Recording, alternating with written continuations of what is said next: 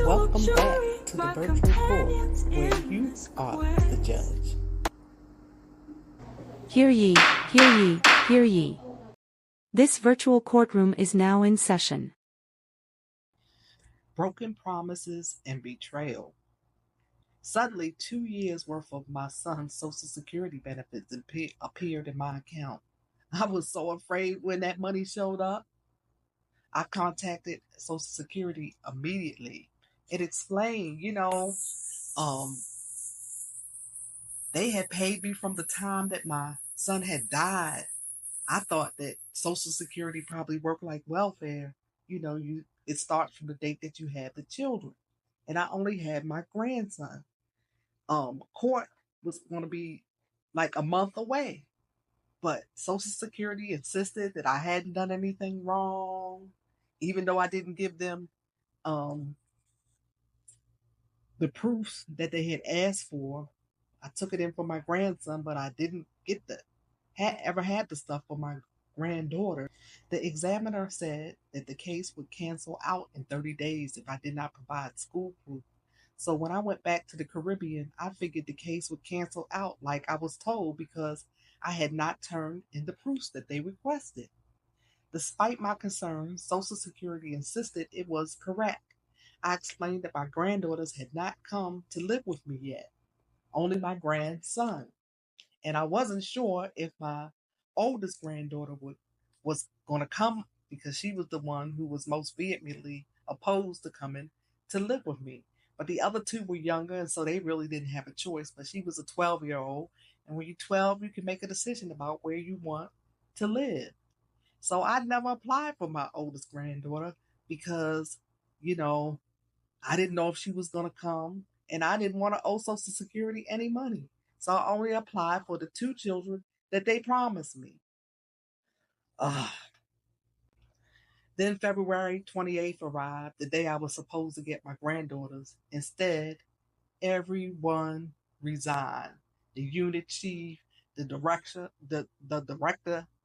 resigned and took a higher position, and they denied me entry into the hearing, even though I had a letter from the director stating that I should be a part of the hearing. And that lady got to adopt my grandchildren anyway. Later, at a scheduled mediation hearing, this will be my last chance to see a judge, because in the mediation, if you don't agree, then you get to go see a judge. And I made it known that I didn't agree. First off, the foster parent brings my grandchildren with her. And my granddaughter was so disrespectful. I don't want to sit by her. And I couldn't believe that the foster parent allowed her to be so disrespectful to an adult, to her grandmother. It just showed how she manipulated my granddaughter and, let her be in charge. I would never let a child disrespect an adult, no matter what I wanted, not like that.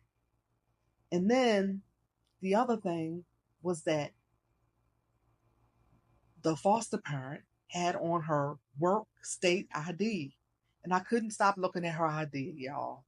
I just couldn't stop looking at it because, this is supposed to be a mediation hearing, and the mediator has on his state ID and she has on her state ID. So who am I doing a mediation with? Am I doing a mediation with foster parent, or am I doing a mediation with DSS?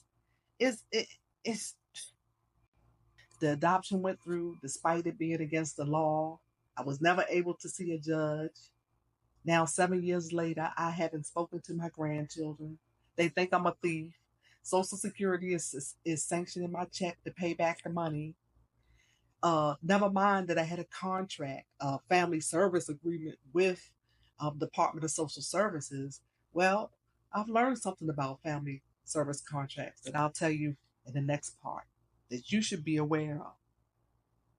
Look, no lawyer will take my case, so I tried filing myself. The lawyers played so many games, I served them 4 times. Each time they said I filed it incorrectly and did not check the proper box. So I checked the proper box and they sent it back again, telling me to check the box I chose in the first place. After the fourth time, I just gave up. How did this all happen and what can be done? Follow to find out more. Custody battles rigged, the deck is stacked against grandparents fighting, that's a fact. No judge to see, just workers in cahoots. State badges gleaming while families get the poop.